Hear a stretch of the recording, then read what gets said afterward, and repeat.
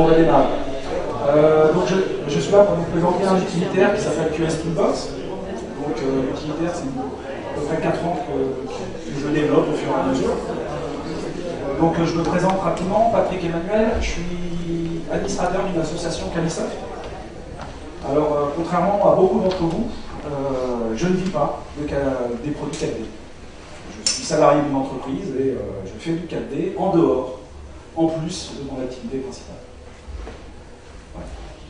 Vous comprendrez après pourquoi on donnera les sources. Alors, QS Toolbox, c'est quoi? C'est pas un outil qui va vous dire votre code il est mauvais, vous avez mal fait, votre formulaire n'est pas bien, c'est pas ce genre d'outil. C'est une aide pour vous, développeurs, à l'analyse d'une base de données. Alors, à l'analyse d'une base courante, existante, ou d'une base que vous reprenez de quelqu'un.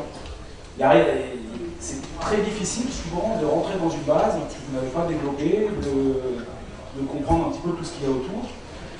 Donc, c'est vraiment l'objectif de l'utilitaire. Alors, comment est né QS Toolbox? Il faut bien comprendre l'origine de l'outil pour voir son évolution et les fonctionnalités qui sont ajoutées au fur et à mesure. Est arrivé en V13 la possibilité de faire l'introspection, et donc je ne connaissais rien du tout à la notion de composant. Donc je voulais apprendre à faire un composant, je voulais apprendre à faire de l'introspection base de données.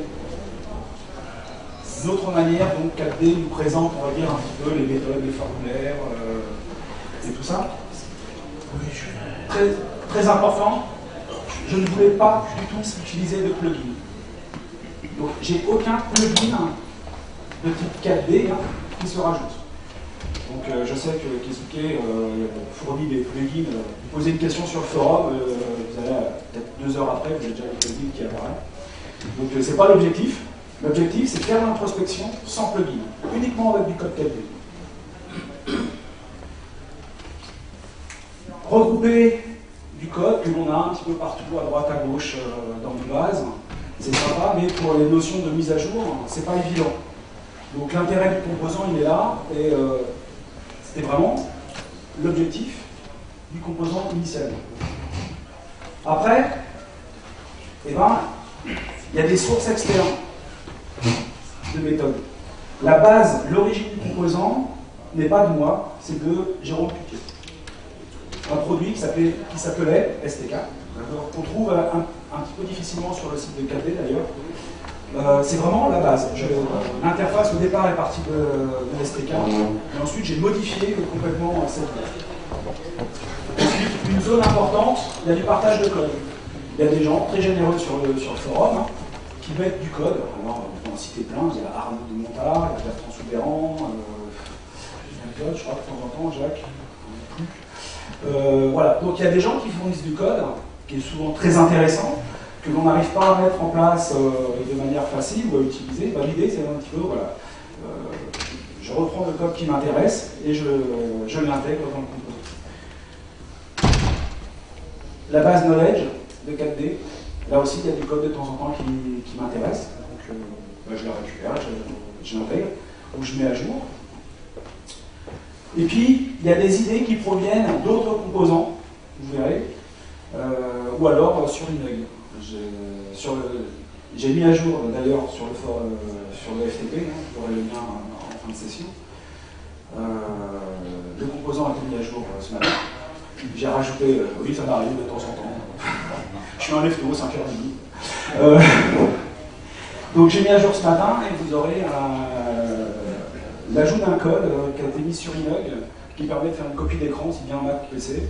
Vous avez juste à cliquer sur un bouton et vous avez une copie de votre écran principal. Et ça va directement dans le dossier log. C'est des trucs tout bêtes, des fois, c'est des petits utilitaires comme ça qui nous manquent. Ah, il faut faire une copie d'écran, il faut utiliser la machin. Donc ce genre de choses. Et puis il y a d'autres sources importantes qui est notre propre code, c'est le code de l'association. Et puis de temps en temps, lorsque je vois passer des idées, des questions au travers du forum, ça m'arrive à développer une fonction. Voilà. Parce que je me dis, là, tiens, c'est pas bête ça, je pourrais le rajouter. Alors en fonction de la difficulté, ça prend des fois plus ou moins de temps. Certaines, ça prend 1 heure, d'autres, ça prend quelques jours. Je l'indique clairement dans le à propos du composant que c'est un outil à la base dont les origines sont multiples. Hein, Jérôme Pupier, j'ai un concept du web export avec Dany Beaubien, avec qui je communique de temps à autre. Dany possède le source déjà du composant. On échange. J'avais trouvé son export très intéressant. J'avais rencontré un problème. Je me suis dit, bon, après tout, je vais le refaire. Donc je suis reparti, je l'ai refait. L'analyse de Denis Jäger, Arnaud Montard, qui est cité, Denis Jäger encore, Bertrand Souberan, Vincent Mimosa, et plein d'autres. Je ne peux pas lister tout le forum non plus. Hein, voilà, mais bon, l'idée, c'est vraiment. J'hésite pas à donner les origines. Dans le code, lorsque ça provient d'une idée ou d'une question du forum, alors j'ai commencé relativement tard, mais je rajoute le lien de là où il y avait l'origine de la question, ou l'origine du code, et ainsi de suite.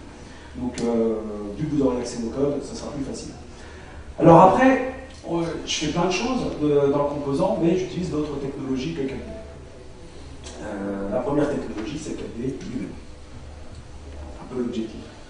Après, même si c'est inclus dans le langage 4D, c'est du SQL. J'utilise une base externe pour sauvegarder, pour faire un version control system. Donc j'utilise une base externe et l'accès, c'est du SQL. Vous ne pouvez pas accéder à une base externe depuis votre base, une base haute, sans faire du SQL. Les exports au format Word, RTF, PHP. Voilà. Donc c'est PHP, c'est la version PHP Word 0.12. On en est à la 0.14. Alors, ça serait simple de pouvoir dire j'enlève la 12, je mets la 14, ça fonctionne. C'est pas aussi simple que ça, parce que beaucoup de choses changent directement, il faut tester, il faut vérifier. GraphViz, ça utilise un doc langage, et c'est ce qui fait la différence de poids entre la version Mac et la version PC. Parce que dans la version PC, je peux mettre la partie dans les dossiers ressources. Sur Mac, il faut que vous installiez par vous-même GraphViz et que vous installiez la ligne de commande de GraphViz. Je ne peux pas le faire à votre place. Donc, par contre, derrière, si vous arrivez à faire un petit peu de doc langage, vous verrez que c'est assez sympa. Et puis, un petit peu de JavaScript. Alors là, je suis très feignant. C'est souvent des plugins de comparaison. Je ne sais plus qui l'avait fait, mais c'est inscrit. J'ai fait un copier-coller, JavaScript j'aime bien, mais j'ai des limites aussi. Comme je vous le dis, c'est en plus de mon travail actuel. Et donc voilà, donc je donne les origines, les liens, et puis voilà, c'est là, Keisuke, je suis désolé, mais à part être un gars génial, parce que c'est malgré tout une source d'inspiration très forte, même si, comme dit, dans le composant, il n'y a rien de Keisuke. Alors la philosophie de QS Toolbox, et ça c'est important que vous le compreniez, vous restez maître de vos modifications. Il y a très très peu de modifications réalisées par QS Toolbox dans vos méthodes. Ce n'est pas l'objectif. Alors, il y en a quelques-unes, mais vous allez les cocher et vous allez confirmer effectivement que vous le vouliez. Ce n'est pas quelque chose qui va se faire de manière automatique. Je ne veux pas... Enfin, je ne suis pas adepte de l'outil qui va me corriger mon code. Parce que ça se trouve à une ligne bien particulière, dans une méthode bien particulière, il y avait vraiment une bonne raison de ne pas faire comme... Donc le système ne le saura jamais, il y a vous qui le saviez, qu'il serait en fonction de, des commentaires que vous aurez mis ou pas des commentaires, basés sur votre expérience. Ensuite, j'ai eu la remarque, alors c'est pour ça que je l'ai mis ici, l'interface est en anglais ou en franglais, comme vous voulez. Parce que j'avais commencé en français, puis je l'ai traduit au fur et à mesure, donc j'ai du français qui reste, de l'anglais, au fur et à mesure je retraduis, ainsi de suite. Pourquoi Parce que je considère qu'il n'y a pas que les développeurs français qui doivent être capables d'avoir un petit peu. Voilà. Donc j'ai une diffusion plus large possible. Et je l'indique parce qu'en fonction de vous êtes en 4D français, 4D anglais, peu importe, le système il s'en moque complètement. Voilà. Donc je vais passer très rapidement là, au travers des différents modules pour ensuite passer à la démonstration. Alors le premier module, c'est la partie Code Explorer. Voilà, donc on va explorer du code. C'est d'avoir une idée un petit peu. Le deuxième module, c'est les formulaires. Donc c'est une autre présentation des formulaires. Le troisième, Data Explorer. Donc là, je peux vous dire tout de suite, je suis un grand feignant. c'est Jérôme de Montard qui avait fourni complètement la méthode. J'ai juste réadapté, Arnaud de Montard, qui avait fourni la méthode, j'ai juste adapté pour rajouter ces objets.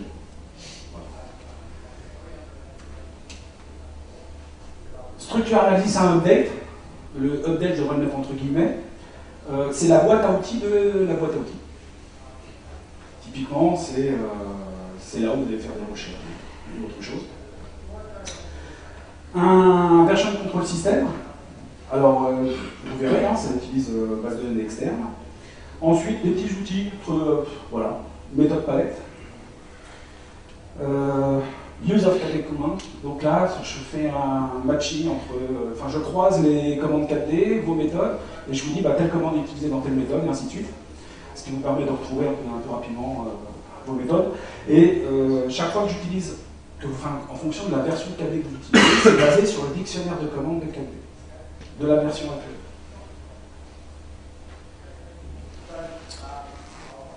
Un convertisseur français-anglais, que j'ai des méthodes 4D, donc vu que j'accède, je lis les catalogues, j'essaie de traduire. Alors, ça marche, on va dire, vous verrez, 95%, 98%, c'est pas si mal. Et donc ça se présente sous une forme de palette. Alors ça, c'était la version 2.0 quand j'ai monté la formation. J'en suis à la 2.13, voilà. Et la formation, c'était la 3 semaines. Alors, je passe très rapidement. Ça sera à peu près la vue que vous aurez sur Code Explorer. Ça va vous permettre l'exploration du code, analyse et rendu. Alors, je mets entre guillemets statistique. Hein. Vous allez pouvoir. L'idée là, typiquement des couleurs, c'était Danny Bobien. Il a fait dans le composant de Danny Bobien, effectivement, permet de faire l'analyse. Donc voilà, l'idée était sympa, je l'ai reprise. Vous pouvez faire un export HTML du catalogue des méthodes. Alors, tout type de méthode, hein, même les méthodes des objets. Gérer vos commentaires, créer une vue graphique des liens entre les méthodes projet, export de graphisme. Alors sur des grosses applications, je vous dis tout de suite, c'est illisible, parce que ça part dans tous les sens. Par contre, j'ai rajouté un petit truc, c'est vous sélectionnez une méthode, et vous avez les voisins, et juste les voisins suivants. Donc vous avez à 2 pas ce qui tourne autour de cette méthode. Et là, c'est un peu plus lisible. Form Explorer, donc l'idée c'est de naviguer au travers des... voilà, en une seule l'ensemble de vos formulaires. Donc vous allez pouvoir naviguer sur l'ensemble de vos formulaires avec une copie d'écran, créer des rapports au format Word, Excel, Word, HTML ou RTF avec PHP Word. Vous avez toutes les commandes PHP Word qui sont intégrées pour ça. Une petite représentation graphique, toujours avec Graviz. Hein, donc c'est du doc langage, hein, vous verrez, c'est pas mieux compliqué. Le dernier, une vue et un export de la structure des formulaires au format JSON, un JSON Editor. Donc pareil, c'est un composant qui avait été édité. Alors, je teste, quand on est sur PC, je l'ai désactivé pour la simple raison, c'est qu'il y a un problème d'affichage. Il faudrait que j'aille regarder le code, voir ce qui se passe dans le JSON. Donc, voilà. Mais c'est pas plus grave que ça. Quand on regarde ce qui arrive avec la V17 et V18, c'est pas plus grave. Data Explorer, donc là c'est une listbox, vous sélectionnez une table et ça vous donne l'ensemble des données. Alors, si vous avez des données, des tables avec 1 million, 2 millions de données, ça va prendre un temps parce qu'il faut ça va lire 1 million de données. Il n'y a pas de raccourci, on met tout dans une listbox. Donc, c'est une Xbox tableau. C'est une Xbox tableau, complètement. Alors, j'utilise beaucoup les listbox, que des listbox tableau, pas de sélection. Et naturellement, les zones Write Pro et Calc Pro, on n'en parle même pas, hein. Blob non plus. L'objectif, c'est vraiment d'avoir une vue. Alors, toujours pareil, hein. Ça, c'est souvent parce qu'on a une table de paramétrage et puis on va aller voir quelles sont les données de paramètres sans aller obligatoirement les rechercher ouvrir la fiche. Si vous voulez voir le contenu de votre table, on va dire ligne de commande, je ne sais pas s'il y a un réel intérêt de regarder avec ça. Et donc, voilà, c'est un petit peu l'idée. La possibilité d'exporter les données à l'aide d'un copier-coller dans Excel, par exemple. D'accord. Ou alors de créer des... je l'ai mis après. Faire un export au format HTML ou TXT, Là, pareil, c'est basé sur du code trouvé sur le forum. Avec les commandes 4D, le dump 4D, alors je précise, c'est un dump 4D, hein, alors c'est base SQL, mais avec les balises spécifiques 4D, donc c'est-à-dire vous pouvez pas, je pense que vous avez déjà vu sur le forum l'ensemble des discussions concernant les exports SQL en tant que dump, hein, si vous voulez les récupérer pour faire du MySQL, vous prenez tous les fichiers et vous les traduisez, quoi. Donc c'est dump 4D, import-export. La boîte, voilà, ça c'est la boîte à outils. Hein. Boîte à outils. Affichage de l'ensemble des informations de la structure, des liens entre tables et les champs, vérification diverses. Quand je dis en constante augmentation, c'est pas un guide, là, je suis dans le code que vous, dans la base que vous aurez, sur un des lignes qui sera désactivé, que j'ai désactivé ce matin aussi. Je suis en train de travailler sur un truc, mais il y a un bout de code qui est là, mais il est en cours de développement. Donc j'ai marqué en cours. Voilà. Parce que je rajoute des choses au fur et à mesure, des mauvaises idées qui me viennent de temps en temps. Mise à jour, l'utilisateur peut exécuter son propre code. Donc avec du SQL, vous pouvez mettre à jour certaines données, faire certaines modifications au travers d'un petit éditeur, tout ça. Ou alors accéder aux tables système et vous avez le résultat dans une listbox. Par contre, il n'y a pas de vérification faite par le composant. Donc si vous faites quelque chose qui plante votre base, vous avez planté vous-même votre base. Accéder aux différents dossiers système, parce que de temps en temps on dit il faut accéder à tel fichier, dans tel dossier pour supprimer tel fichier parce que c'est intéressant. Enfin, des petites choses rapides. J'ai rajouté récemment un Cademic Editor. C'était basé sur l'une des discussions, quelqu'un qui avait mis sur ouverture base, il avait mis une commande et puis il était complètement bloqué. Et l'une des réponses était oui, mais dans le fichier Cademic, tu rajoutes le on startup et puis je sais plus, c'est skip startup. Voilà. Et voilà, vous avez un petit éditeur qui vous permet d'accéder au fichier, qui vous permet, vous avez juste une boîte à cocher, save, depuis le composant, donc avec une autre base, hein, vous pouvez accéder à l'ensemble des fichiers Cademic. Puis pour démarrer votre base, et puis vous faites pouf, ça aide. Voilà, c'est des petits outils comme ça qui interviennent. Un version control system, donc utilise une base de données externe. Donc tout ce qui se passe dans ce module-là, c'est stocké dans une base externe. Je vais vous montrer rapidement où est-ce que ça se situe ensuite. Ça permet de sauvegarder les méthodes modifiées. Donc il y a un timestamp, grosse écriture, SQL, de votre code, le nom des méthodes, et puis après vous avez juste à travailler dessus. Ça permet aussi de comparer les méthodes, en fonction de j'avais une méthode, telle date, et puis ça me permet de comparer un petit peu, éventuellement d'aller rechercher aussi l'ancien code. Ça ne le fera pas aussi bien que ce qui, a priori, ils ont prévu de faire en V18 ou en V19, mais voilà, c'est un petit peu l'idée. Donc récupérer le code, ça a été dit. Travailler sur toutes les versions d'une méthode, c'est-à-dire on sauvegarde, on se retrouve avec 20 versions. Or, trié par date, donc vous avez un versionning indirect, et puis ça vous permet de comparer des versions directement. Et ensuite, une seule base pour l'ensemble de tous vos projets. Alors ce qu'il faut savoir, c'est que ce fichier-là est stocké en local. D'où le warning qui vient, non testé en profondeur en client-serveur. Alors, je l'ai testé en client-serveur, ça fonctionne pas mal. Mais parce que j'ai mon fichier qui est sur mon ordinateur local.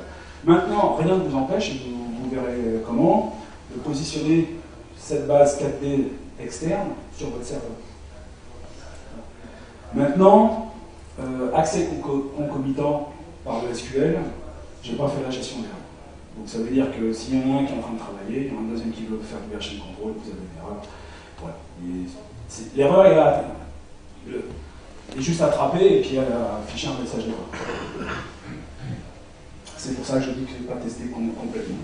Méthode palette, là l'objectif c'est d'avoir un accès rapide à l'ensemble du code présent sur votre base alors que vous êtes déjà en train d'éditer votre code. Il n'y a rien de pire que d'avoir 50 méthodes fenêtres de méthodes ouvertes pour aller chercher des bouts de code, des fois juste à recopier ou à dire qu'est-ce que j'avais mis, ainsi de suite. Donc là, ça vous permet de l'afficher. Vous pouvez copier toute une partie de votre code. Ça vous permet aussi de rechercher dans votre code les méthodes qu'ils utilisent, sans avoir à quitter la méthode sur laquelle vous êtes. Ça permet de balancer toutes les méthodes, de copier toutes les méthodes dans le presse-papier. Voilà, un bouton, ça vous met tout dans le presse-papier, collé dans Word, et puis après, ou votre éditeur de texte, et puis vous sauvegardez ça de manière. Voilà. Tout votre code en une fois. J'ai pas dit que c'était intelligent. Si vous prenez 8000 méthodes d'un coup, ça va prendre un certain temps, et voilà. Là, use of KD command, c'est, comme je le disais tout à l'heure, c'est un croisement entre les méthodes 4D et les commandes 4D. Donc, ça vous permet de savoir qu'est-ce que vous utilisez et où. Après, ce sont des listbox. Alors, autant que faire se peut, j'essaye à chaque fois par double clic d'ouvrir les méthodes, les objets. Les formulaires, j'ai encore demandé ce matin à Caroline si on ne pouvait pas avoir la commande qui me permettait d'ouvrir juste en édition le formulaire. Voilà, c'est des choses qui arrivent. Convertisseur, il y a deux choses dans le convertisseur. Il y a le listing de l'ensemble des commandes du dictionnaire des commandes, françaises, anglaises et leur numéro de commande. La même chose pour les constantes, donc comme constante en anglais, constante en français et le numéro de la constante. Donc un peu plus compliqué parce que pour les commandes, j'ai juste mis le numéro de la commande. Les constantes, c'est K, le dictionnaire, deux points, le numéro de la commande dans la référence du dictionnaire. Quand je dis plus compliqué, une fois qu'on connaît, on sait faire, c'est pas de souci. Et au niveau de la traduction, on va pouvoir aussi ouvrir une méthode projet avec ces tokens. Donc avec le deux points, c'est le numéro de la commande qui arrive derrière, systématiquement, même chose pour les constantes. Et la traduction est basée sur la version 4D utilisée. Ensuite, quand vous avez fait une traduction, alors quand est-ce que c'est utile? Quand vous avez du code en anglais, vous êtes en français, dans votre 4D, vous traduisez. Après, vous vérifiez s'il n'y a pas trop d'erreurs, mais en général, c'est pas trop mal. Ça, c'est quand vous récupérez du code sur une doc, par exemple. Ou en fonction de la doc que vous lisez, vous êtes en français, puis votre base est en anglais. Enfin, voilà. Donc, il y a différentes raisons pour lesquelles ça peut être utile. Et je considère très largement que ça fait le job à plus de 95%. Très largement. Alors, pour quelle version? Je travaille principalement en V15R5. J'ai testé en V15R3, enfin V15.3, je n'ai pas noté de problème. Et j'ai intégré quelques commandes de la V16R4. Vu que j'appelle pas, bien souvent, j'appelle pas les commandes directement, j'utilise le command name avec le numéro. Ça aide. Et donc ça permet de passer des numéros sur une version qui n'existe pas dans une version future. Voilà. Donc il y a quelques idées comme ça. Et clairement, je me pose la question de réécrire une grosse partie du code. Alors avec ce que j'ai vu, je vais me poser 2 fois plus la question. V16R6 ou V17. Mais très certainement, je partirai sur la V16R6 pour démarrer, mais en réécriture de beaucoup de choses. Typiquement, le dictionnaire de commandes et autres, je peux mettre dans du share. Voilà. Il y a des choses intéressantes, donc ça vaut la peine de se reposer des questions. Dernier point, le PDF qui est joint dans la clé USB vous permet de comprendre la mise en œuvre de l'éditeur JSON. Alors même s'il y a une petite erreur, mais je pense que l'erreur de chez moi, pas dans l'éditeur JSON, parce que ça fonctionnait avant. La création d'un rapport au format Word avec la librairie PHP Word, alors je précise, celle qui est incluse dedans. Donc la 0.12, actuellement, on en est à la version 0.14 ou 0.15, il me semble que c'était 0.14. Je l'ai testé rapidement, il faut que je reprenne parce que ça ne marche pas si bien que ça. Ça fait du doc ou du docx? Docx. Docx, ça fait du docx, du HTML et du RTF en natif. Et en ajoutant une autre librairie qui est PDF, je ne sais plus trop quoi, qui nous permet de créer directement le PDF. Mais je ne l'ai pas intégré parce que voilà, pas intéressé. La création d'un graphique avec le doc langage. Donc là, je vous explique comment utiliser Graphviz. Et je vous donne toute une série dans le document Word, enfin dans le PDF joint sur la clé. Vous avez une série de liens sur Graphviz Au début, ça a l'air un petit peu abscon, mais à utiliser, c'est excessivement simple. Démonstration.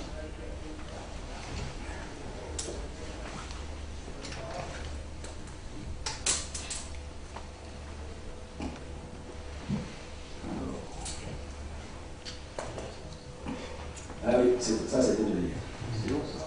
Alors, dans votre dossier, mes documents, au premier démarrage, il va vous demander. Alors, il y a eu la semaine dernière, quelqu'un qui l'a lancé pour la première fois, il a eu un problème à la création. J'ai trouvé pourquoi, et j'ai corrigé. Pas pété. Changer la résolution.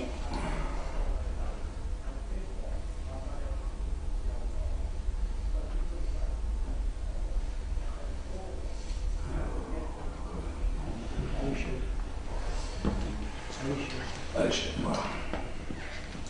720p, ça doit faire. C'est mieux. Et c'est quand même mieux. Donc,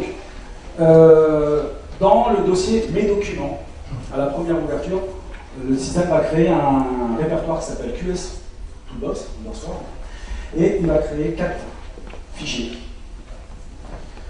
Et ces 4 fichiers, le premier, c'est l'enregistrement du chemin de la base SQL. Donc, quoi qu'il arrive, vous ne changez jamais, vous ne supprimez pas le dossier QS Toolbox ni ce dossier-là. Par contre, les 3 autres, qui correspondent à la base XML, vous pouvez le déplacer à partir du moment où vous mettez à jour le fichier vcs.ini, qui est très compliqué, vous allez comprendre pourquoi. C'est juste un chemin. Voilà. Donc si vous le déplacez, vous mettez la base où vous voulez. À vous de vous assurer ensuite que cette base soit toujours disponible. Voilà. Donc, qui n'a jamais utilisé de composant? Alors, dans une base, lorsque vous avez une base 4D, normalement, si vous voulez utiliser un composant, il vous faut un dossier qui s'appelle Components en anglais. Dans ce dossier Components, vous allez y déposer soit le composant, soit un raccourci ou un alias, en fonction du système que vous utilisez, dans ce dossier. Donc c'est ce que j'ai fait ici. J'ai un alias qui pointe vers mon composant. L'intérêt de l'alias, c'est-à-dire que si vous mettez à jour régulièrement et que vous utilisez ce composant dans différentes bases, bah vous n'avez qu'une seule source et bah vous pointez toujours sur cette source. Donc ensuite, il vous faut juste créer ce dossier, enfin vous le déplacer au niveau de votre base de données et ensuite vous pouvez lancer votre base. Alors,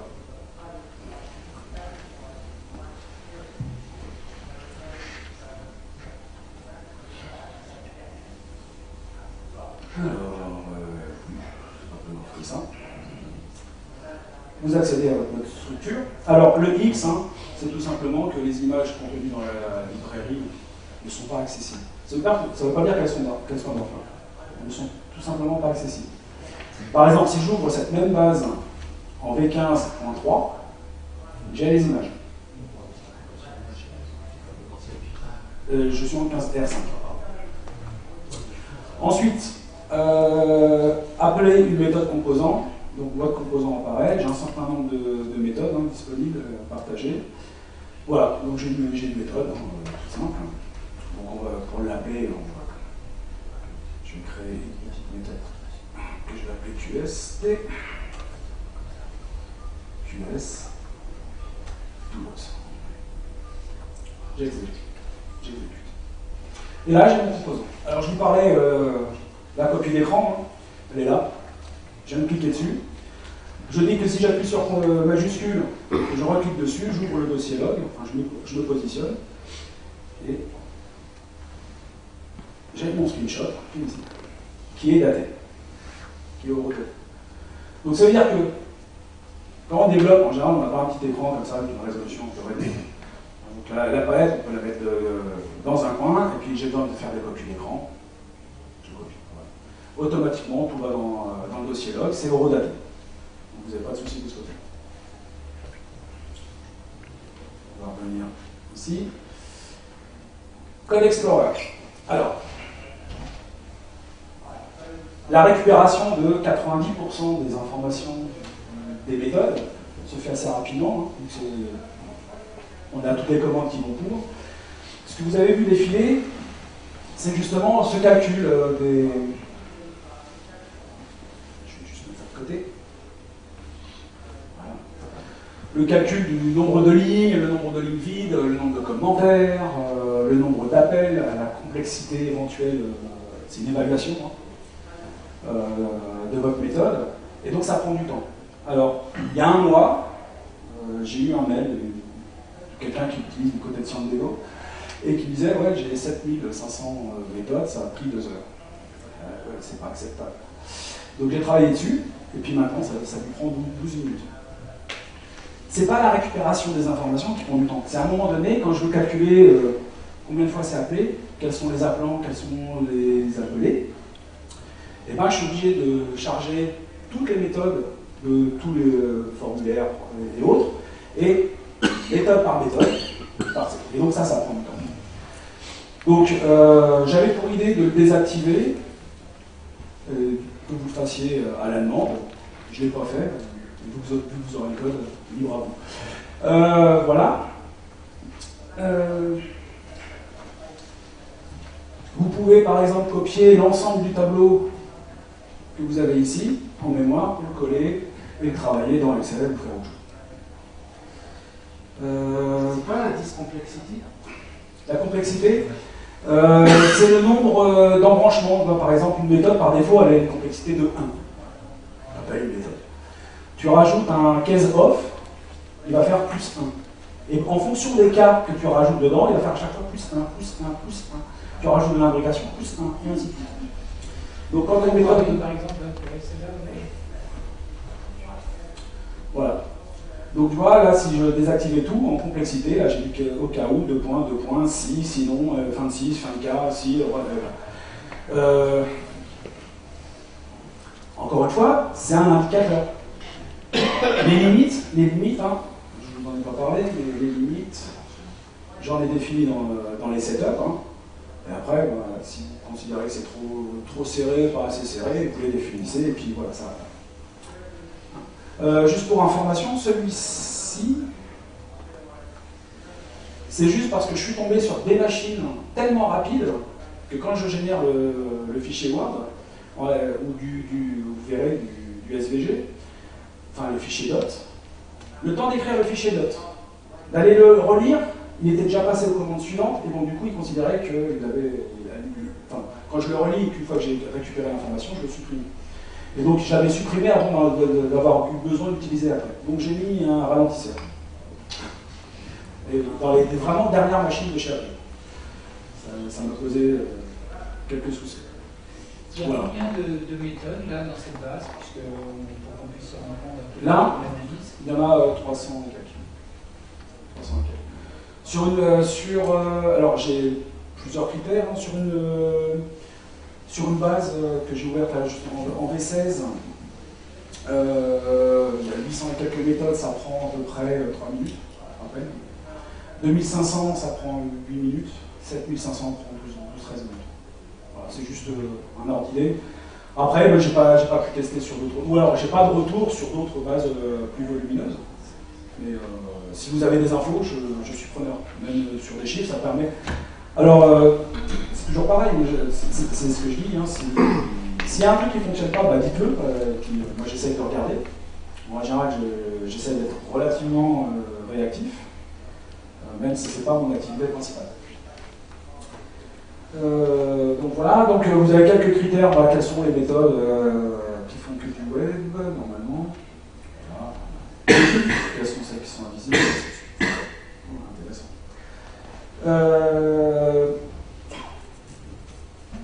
Vu qu'on clique régulièrement un petit peu partout, et que là, si je modifie, je vais vraiment modifier la propriété. Donc il y a un petit padlock qui permet d'éviter de modifier accidentellement.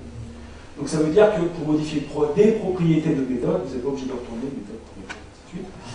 Et puis des fois, ça peut arriver, on est un peu sauvage, on a besoin de faire des modifications en masse. D'accord. Mais là, c'est de la folie. En masse. En masse, par exemple, si effectivement vous ne publiez pas, vous ne ferez pas de web service, effectivement vous allez dégager parce que c'est activé par défaut. Voilà, il y a des choses comme ça. Et encore une fois, vous êtes responsable de votre modification. Des petits trucs sympas, qu'est-ce qui a été modifié aujourd'hui, il y a 3 jours, 7 jours, ainsi de suite. J'avais comme idée de vous présenter aussi celle-ci. Est-ce que KD enregistre l'heure et on pourrait faire modifier depuis 2 heures, 4 heures, 6 heures? Alors, l'heure, je pense effectivement que c'est intégré, mais j'en sais rien, j'ai jamais recherché. Oui, mais je pense que, oui, effectivement, c'est une date, donc il n'y a pas de raison. Mais voilà. Après, c'est à toi de voir. ZFC, voilà, par exemple, j'ai cette méthode. Je vais d'abord faire ça. Donc, full schéma. Il va me demander est-ce que je le veux en PNG, en PDF, en JPG ou en SVG. Et donc, moi j'aime bien le PDF. Donc là, normalement, il me l'a généré. Il me l'a généré. Il l'a pas généré. On rentre dans le principe de la bonne vidéo. Si, il l'a généré là.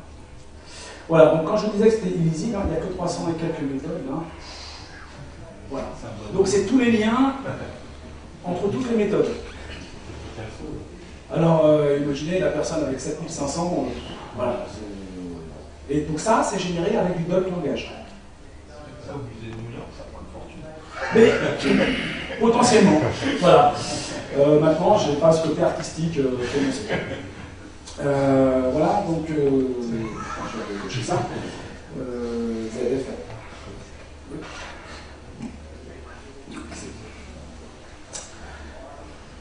La même, mais avec juste le voisinage.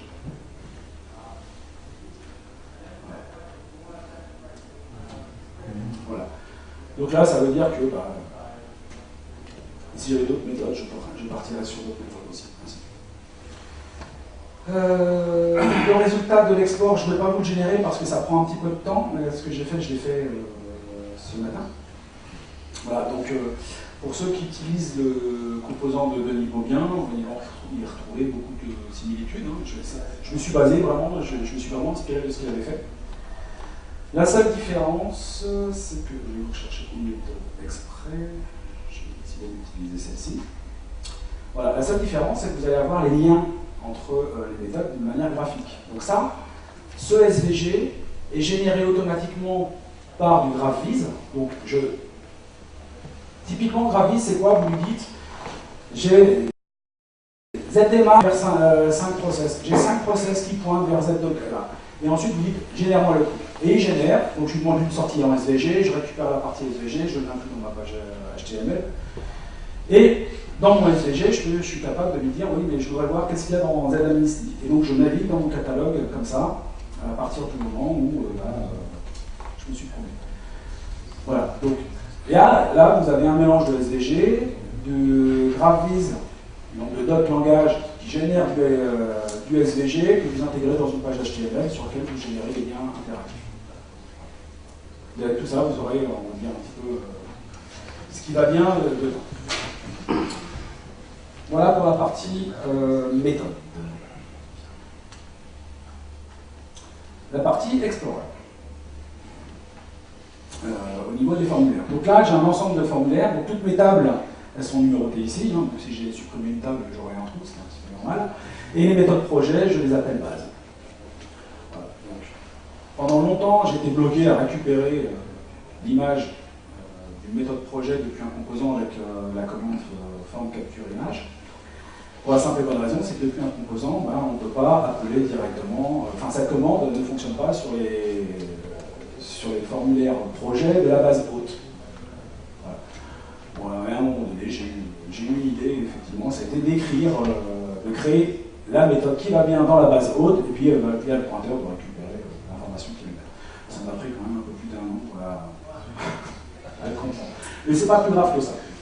Donc voilà, donc vous avez vos images, vous avez vos objets. Alors j'avais prévu de vous montrer celui-ci, non pas parce qu'il est beau, mais parce qu'il permet de répondre à certains points. Voilà.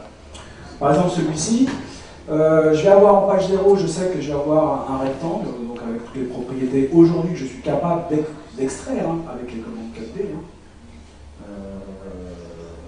Sous forme de listbox, les différents boutons, ainsi de suite. Je passe à la page 2, qui est vide, mais par contre sur lequel effectivement j'ai un certain nombre d'informations. Donc assez intéressant. Voilà.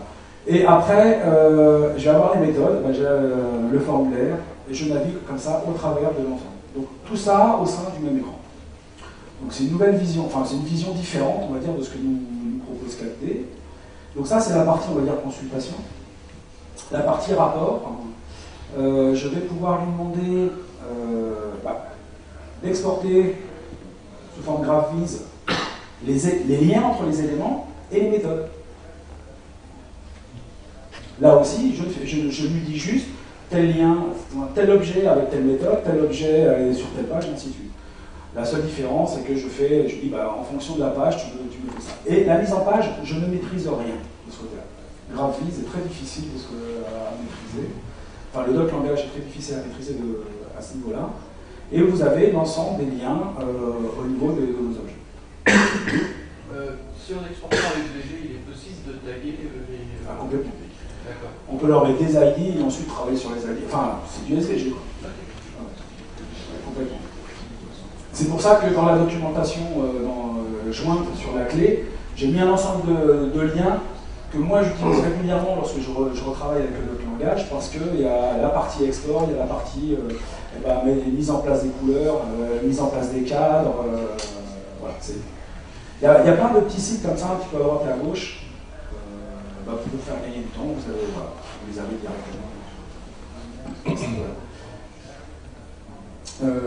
Les rapports. Alors, je vais juste générer celui-ci parce que si je parcours toute la base, on a à peu près une centaine de formulaires et on n'a pas. Enfin, j'ai plus l'heure. Voilà. Donc là, je vais générer un document Word qui va reprendre l'ensemble des informations du formulaire.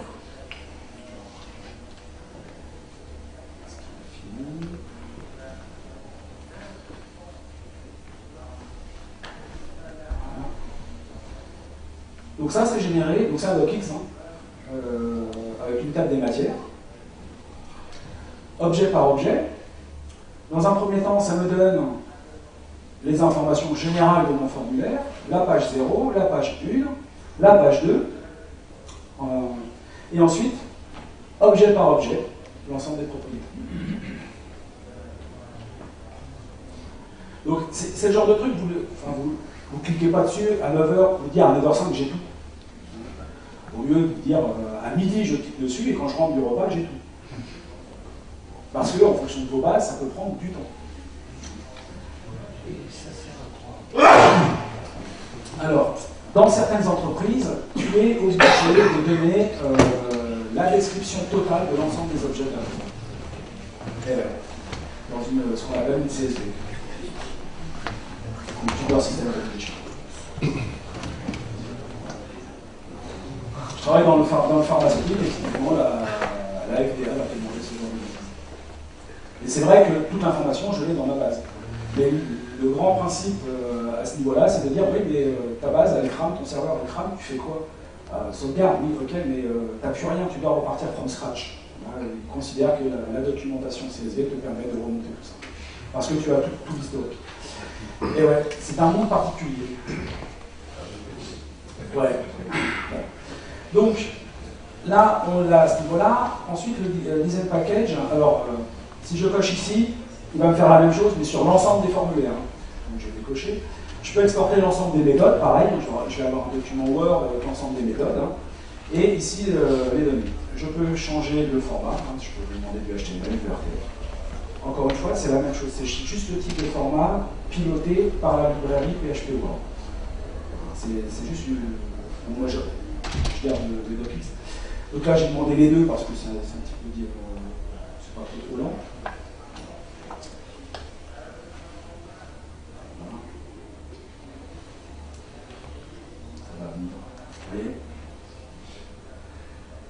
Et donc, au fur et à mesure, ils construisent. Alors, vous allez obtenir, ça c'est un code qui avait été mis en place, qui avait été mis à disposition plusieurs années par Vincent Delachaux, effectivement. Donc, il fonctionne toujours très bien ce code. Vous voyez la preuve. Et donc, on génère une image, et ben, cette image, voilà, et je la reprends pour générer, et ben, la structure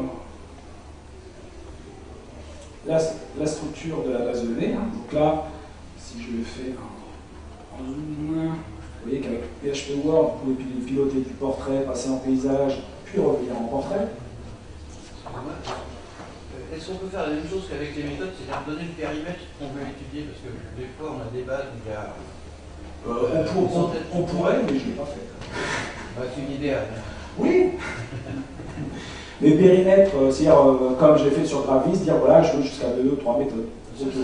On rencontre des circuits où il y a 15 d'empilés, les liens n'ont plus de sens. Oui. Mais là, effectivement, je pense que c'est plus la notion de reprise qui va être importante. Et donc là, ensuite, table par table, je vais vous donner les propriétés.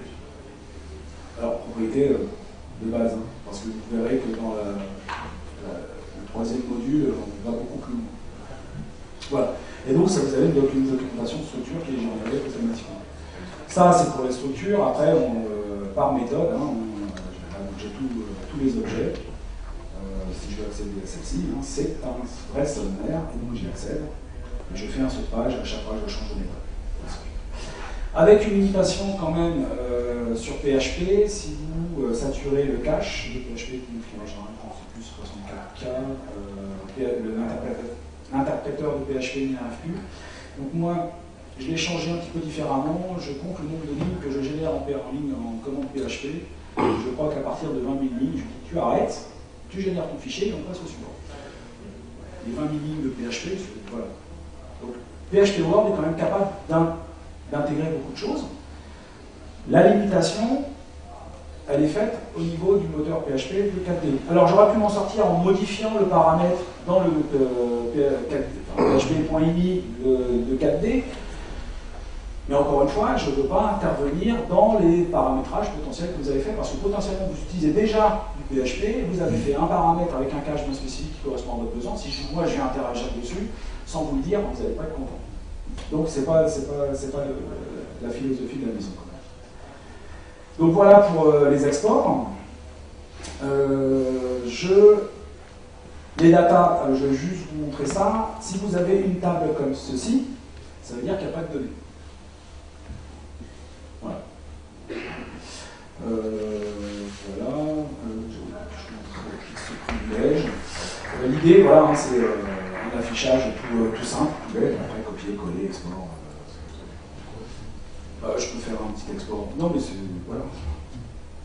Donc, ça, c'est un export HTML, c'est du code de Arnaud, qui permet de faire de l'HTML. À la base, il est sur les listbox sélection, donc j'ai juste modifié légèrement le code pour que ça fonctionne avec des tableaux. Voilà. Méthode palette. Alors, je saute structure analysis parce que ça va être le plus long, donc autant finir par la palette. Méthode palette, c'est une petite palette qui s'affiche comme ceci, qui reprend l'ensemble des méthodes que vous avez dans votre base, y compris les objets. Vous pouvez réduire uniquement aux méthodes projet. Vous pouvez lui demander quelles sont les... Voilà, est-ce que j'ai quelque chose qui contient alerte, mais est-ce que c'est aussi dans mon code. Et puis, je vous ai dit, ça permet de récupérer du code. Voilà. Ça peut être utile. Voilà, vous l'utilisez pas, c'est pas plus grave que ça. Pareil, hein, vu que j'accède aux méthodes, le même principe de recherche. Voilà. Passe au suivant. Ah ouais, mais c'est ça bien. Hein. Donc là, c'est le croisement, effectivement, entre les méthodes utilisées versus... enfin, les commandes utilisées versus vos méthodes.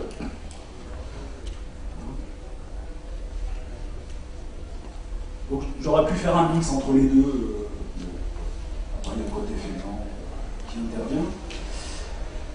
Donc là, c'est l'ensemble des commandes utilisées. Hein. Alors j'en profite pour ajouter si elles sont traitées ou pas. Encore une fois, c'est basé sur le catalogue. L'information du trait de sel est contenue dans le catalogue. C'est juste une information supplémentaire. Je vous donne le CAI automatiquement. Je peux lui demander, elle cherche uniquement dans les méthodes projet, c'est-à-dire qu'elle a déjà réglé là-dessus. On peut rechercher dans les méthodes alerte. Hein. Voilà. Et uniquement dans les méthodes projet, donc la liste se réduit, ça se verra mieux, la liste se réduit gentiment. Et puis à un moment donné, on peut dire, oui, ok, c'est super, mais là, je reprends une base, où est-ce que j'ai des commandes obsolètes? Voilà. Donc, principe de la commande obsolète, underscore pour underscore. Je vous évite la saisie. Hein. Voilà. Et si j'oublie d'accéder, j'ai juste à double-cliquer, je fais la que je fais le bon, soit on verra qu'il peut demander à faire automatiquement, mais c'est encore une fois, c'est vous qui aurez à le faire. Ensuite, le convertisseur. Je vais aller chercher.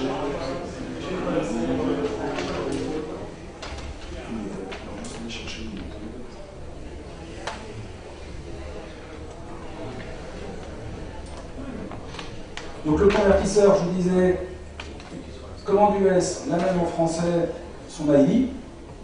Voilà. Le petit toggle, c'est une base démo, hein. Ça a été fourni dans une base démo sur un knowledge. Voilà. Typiquement, c'est l'exemple d'intégration de ce qu'on peut retrouver à droite et à gauche. Les constantes, donc là vous avez les thèmes, d'accord, et par thème, là, vous allez retrouver un truc. Donc là, c'est juste de l'affichage. Le convertisseur, j'ai collé ma méthode. Voir, hein, c'est en anglais. Si j'avais du français, j'aurais juste à faire ça, hein, je change comme ça, ou alors j'aime bien mettre moi-même des conditions, je peux le faire comme ça aussi. Voilà. Et je lui demande la traduction. Et ça change à peu près quasiment tout bien. Je dis bien quasiment tout. Je dis à 95%, faites un copier-coller, en général, j'ai plus de problèmes sur des constantes que sur les noms de commandes. Pourquoi c'est pas du 100%? Qu'est-ce qui fait à cause des constantes, les constantes récemment ont, comme qu'il dirait, légèrement évolué. Et c'est vrai que c'est un peu plus difficile à attraper. Mais bon, quand ça reste quelques constantes, après, je vous ai fait le boulot à 95%. Hein. Après, c'est payant. Non, mais bon, il faut garder encore un peu de maîtrise, quoi. Ouverture d'une méthode avec token, par exemple, j'en ai une. Hein. Alors quand ça va l'ouvrir, ça l'ouvre toujours sur le bas. Et donc avec token, on récupère donc la commande avec token. Et donc là, on se moque de savoir si ce que j'ai ouvert était en français ou en anglais. Le principe du token, c'est que KD va être capable d'interpréter en fonction de la langue utilisée dans par KD. L'intérêt du token est complètement là. Après, je peux dire, j'ai envie de l'enregistrer en tant que man de méthode, hein, donc j'appelle la méthode SOMI 2018. Voilà. Et si je vais maintenant dans l'éditeur, je cherche, je retrouve bien ma méthode SOMI 2018. Donc toujours dans la base. Donc l'intérêt, en général, quand on fait la traduction de méthode, c'est du code qu'on a récupéré à droite ou à gauche et on veut l'intégrer quelque part. Ou alors on veut récupérer un bout de code pour pouvoir l'intégrer sur une méthode déjà ouverte. C'est un petit peu l'idée. Voilà. Ensuite, je continue pour la chaîne contrôle. Voilà, donc ça c'est typiquement pour cette base. Je ne l'ai jamais sauvegardée, donc je vais la sauvegarder. Donc là, je viens d'envoyer une copie du catalogue de méthodes dans ma base externe. Si je clique ici, il va me dire toutes ces méthodes ont été enregistrées à ce niveau-là. Derrière, je peux très bien aller ouvrir une méthode. Voilà, on va faire une modif. On va ajouter un commentaire.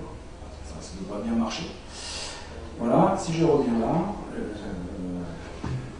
normalement, s'il est sympa avec moi, voilà, la détecter. Il passe toutes les 10 secondes.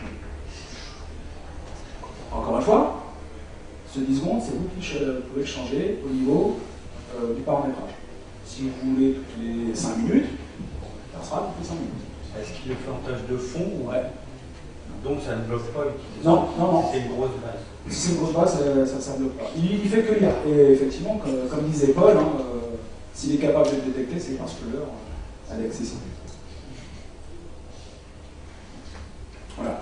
Donc, si j'ai envie de comparer, je compare. Donc, vous voyez, hein, j'ai cliqué sur le A ici, il a été recherché automatiquement le A en face. Hein. Je sens que je vais réfléchir. Oui, ici c'était pas un A. Voilà. C'est une modif. Hein.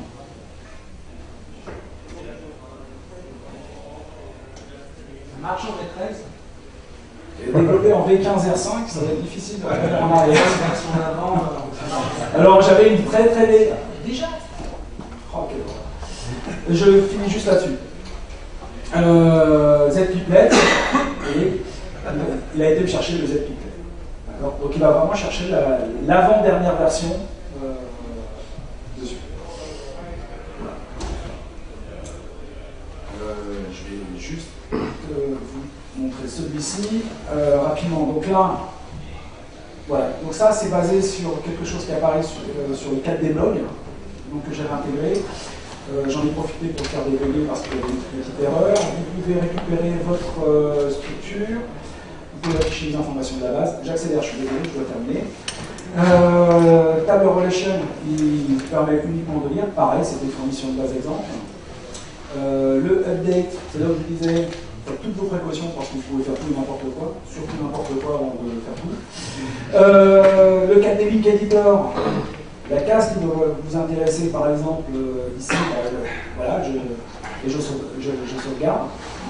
Pareil, c'est une note technique. Et le check, voilà, ça c'est la base à outils dans la base à outils. Vous allez pouvoir vérifier les noms de tables, des champs, parce que le SQL, les accents, il n'y a pas, les espaces, il n'y a pas, ce genre de choses. Vous allez pouvoir rechercher quels sont les moments décriés. Où est-ce que j'ai l'événement clic qui est utilisé, voilà, et qui passe ensemble de la table, et ainsi de suite, ainsi de suite, ainsi de suite. Voilà, donc plein de petits trucs comme ça qui vous permettent de voir des choses. Ce que vous ne verrez pas pour le moment, c'est le list all variable, parce que donc c'est ce sur quoi je suis en train de travailler en ce moment. C'est un check entre l'ensemble des variables versus les déclarations pour vous dire, bah ouais, vous avez des variables, elles ne sont pas déclarées, ou alors vous avez des déclarations, mais elles sont jamais utilisées. Voilà, ce genre de petites bêtises. Très rigolote. En V16, je voulais juste vous montrer cet écran-ci. Typiquement, avant la V16 R4, le retour à la ligne dans les box ne fonctionne pas. Donc, typiquement, c'est là où on voit qu'on est capable d'adapter en fonction du code, alors que c'est codé en V15 R4. Voilà, donc je repasse très rapidement sur... Oui, parce que la session suivante doit démarrer dans 5 minutes. Ouais. Mais c'est bon, j'ai fini là. Hein. Quasiment. On va le réunir. Ah oui, on a changé la résolution. Ah non, on va faire autrement. On va le rappeler. Voilà. On va aller tout à la fin. Alors, j'insiste là-dessus. C'est pas exemple de deuil. Normal. Pas normal, non. Mais il y en a très certainement. Il y a aussi des améliorations à faire, donc n'hésitez pas. Le code source il est sur la clé, mais il a été mis à jour ce matin, donc allez plutôt le récupérer. Moi, je vous remercie beaucoup de l'attention que vous avez apportée, et n'hésitez pas. On va faire un retour.